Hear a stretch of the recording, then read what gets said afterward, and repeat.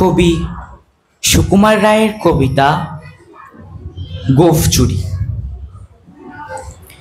Head অফিসের বড় বাবু লোকটি বড় শান্ত। তার যে এমন মাথার ব্যামো কেউ কখনো জানতো?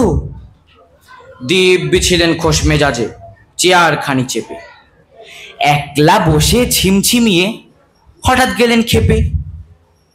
আটকে উঠে হাত পা ছুড়ে চোখটি করে গোল। হঠাৎ বলেন, গেলুম গেলুম আমায় ধরে তোল। তাই শুনে কেউ বদ্যি ডাকে, কেউ বা হাঁকে পুলিশ, কেউ বা বলে কামড়ে দেবে সাবধানেতে তুলিস। ব্যস্ত সবাই এদিক ওদিক করছে ঘোরাঘুরি।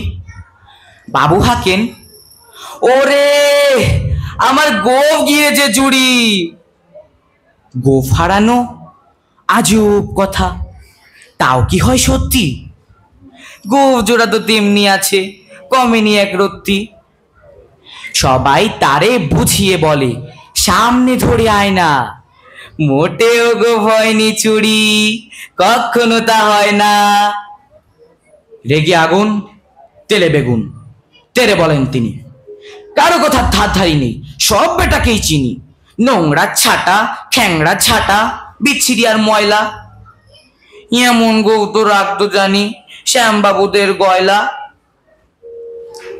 এ গোঁফ যদি আমার বলিস, করবো তোদের জবাই। এই না বলে জরিমানা করলেন তিনি সবাই। ভীষণ রেগে বিষম খেয়ে দিলেন লিখে খাতায়। কাউকে বেশি লাই দিতে নেই, সবাই চড়ে মাথায়। অফিসের বাদরগুলোর মাথায় খালি গোবর। গোঁফ জোড়া যে কোথায় গেল কেউ রাখে না খবর। ইচ্ছে করে এ বেটাদের গোঁফ ধরে খুব নাচি, মুখ্যগুলোর মুন্ডু ধরে কোদাল দিয়ে চাচি। গোঁফকে বলে তোমার আমার, গোঁফ কি কারো কেনা? গোঁফের আমি, গোঁফের তুমি, তাই দিয়ে যাইছে না। ওরে আমার গোঁফ গিয়েছে চুরি।